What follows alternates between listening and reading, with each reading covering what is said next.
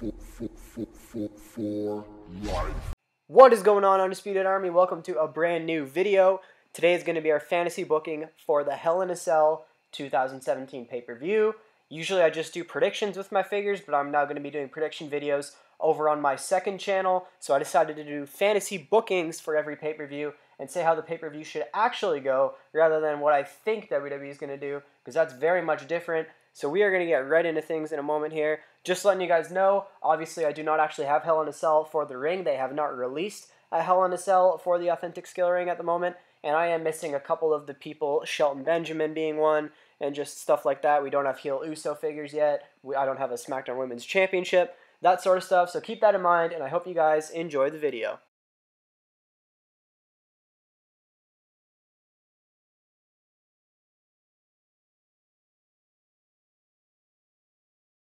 So our kickoff match, we do have Shelton Benjamin and Chad Gable taking on the Hype Bros. Not too excited for this match personally, but I think it could be a lot better if they book it right.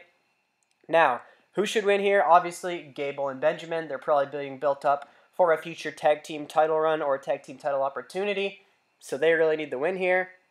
The Hype Bros have been losing a lot, and they have been teasing a breakup, so I think it's time we pull the trigger on that. Let's have Mojo Rawley take the pin here. After the match, Zack Ryder attacks Mojo Rawley, lays him out. Thus we have the breakup. Maybe we can reunite Kurt Hawkins and Zack Ryder, because Kurt Hawkins isn't doing a whole lot over on Raw, so that would give us another heel team on SmackDown Live or even on Raw.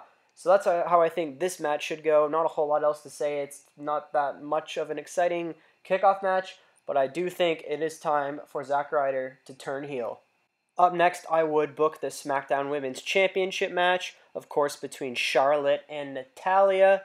This match could be alright. They had some amazing matches down in NXT. Charlotte's much improved since then, so I'm very interested.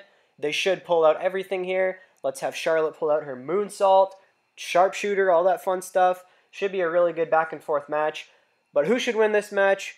Easily Charlotte. There's no way they should put Natalya over Charlotte in 2017. Charlotte should become the new women's champion and carry the division going forward. She's probably the best woman overall on the roster on SmackDown and Raw, definitely the most athletic, so I think it is time we pull the trigger on that, especially with all the stuff going on recently with Ric Flair. I think it is the right thing to do. So for this match, I would have Charlotte defeat Natalya, whether it's by pinfall or submission, and become the new SmackDown Women's Champion. So up next on the card, I would book Rusev versus Randy Orton.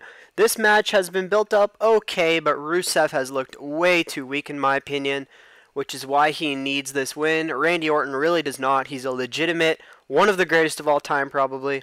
So I think Rusev really needs to pick up the win here. Head him on up to the main event scene. That would be great. That's where Rusev belongs. It's where he's belonged for a really long time. So this is how it should go down. They should have a very back and forth matchup. Standard, Rusev, Randy Orton match. Have them pull out lots of big moves. I'd have Randy Orton set up for the RKO. Have him go for the RKO right whenever he's kind of got Rusev by the neck. Have Rusev push him off and then connect with one of those massive kicks to the side of the head, knocking out Randy Orton. Then I would have him lock in the accolade until Randy Orton passes out. Rusev wins. Rusev wins. Rusev wins. He really, really needs it. There is no way that Randy needs this more than Rusev. This literally does nothing for Randy Orton. This can send Rusev to the main event level, which really, really, really needs to happen. So Rusev needs to pick up the win here at the pay-per-view. Up next, I would have the U.S. title match go on. AJ Styles defending against Baron Corbin. And these two should have an amazing match. Give them at least 20 minutes. Pull out everything they've got in their arsenal. Make this an amazing match. But I think what needs to happen here is Baron Corbin needs to win the U.S. title. He has completely lost all of his legitimacy right now, losing the briefcase, losing to Cena. He just lost to Dillinger. But I think it is time that AJ drops the U.S. belt and moves back up to the main event scene. We do want to book Nakamura Styles for WrestleMania, so let's get Nakamura up into the main event scene as well as AJ, obviously, dropping the U.S. title here. Corbin would allow for that. Let's give Corbin the U.S. title, build him up again because he is a legitimate talent, and that's how I would book things. I think phenomenal forearm, reversed into end of days. That would be epic. So that's what I would say should happen. Baron Corbin is your new United States champion. Up next, I would book the New Day defending the SmackDown Live Tag Team Championships against the Usos. Obviously, this is in the cell, but of course, we do not have a cell for this scale ring. But anyways, this should be an amazing match. These teams have been stealing the show at every single pay-per-view, but it is time for this feud to end, in my opinion. It's been going on a very, very long time, and I think it is time for the New Day to retain once and for all and win the feud. End it right here.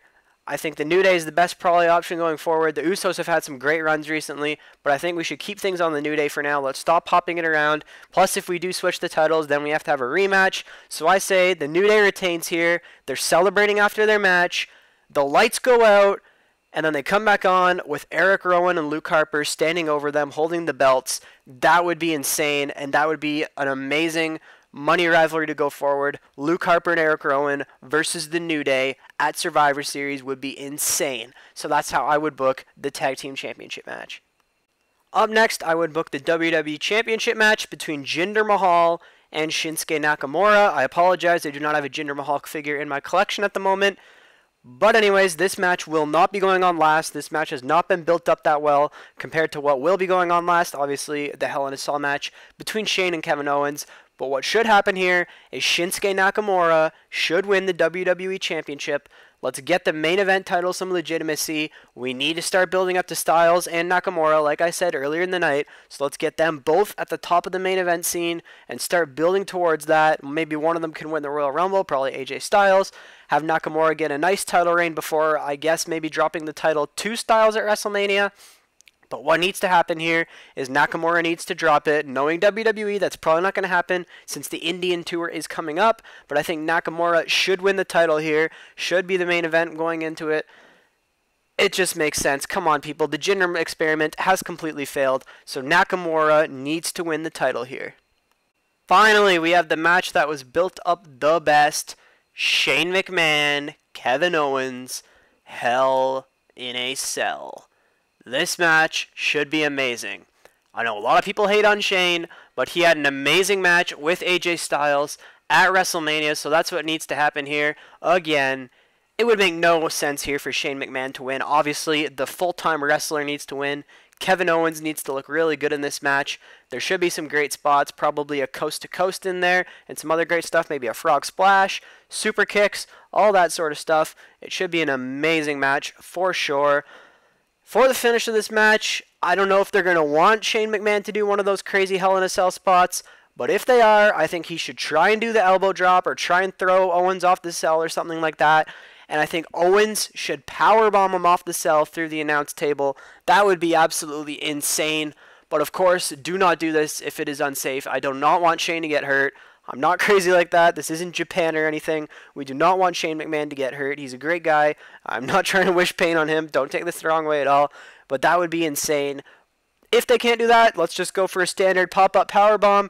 Nonetheless, Kevin Owens gets the victory here at Hell in a Cell to close out the show. It's the best option we've got. So that is how I would book this show. Let me know if you think this is how WWE should do it. And let me know if you do it in a different way or what you think WWE is actually going to do.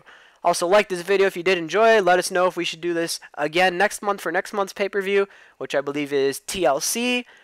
Hit that like button like I said. Subscribe if you're new. Turn on notifications. Check out our second channel. And I will see you guys in the next video. Burn it down. Burn it down! This is the final hour, all you stand in the just like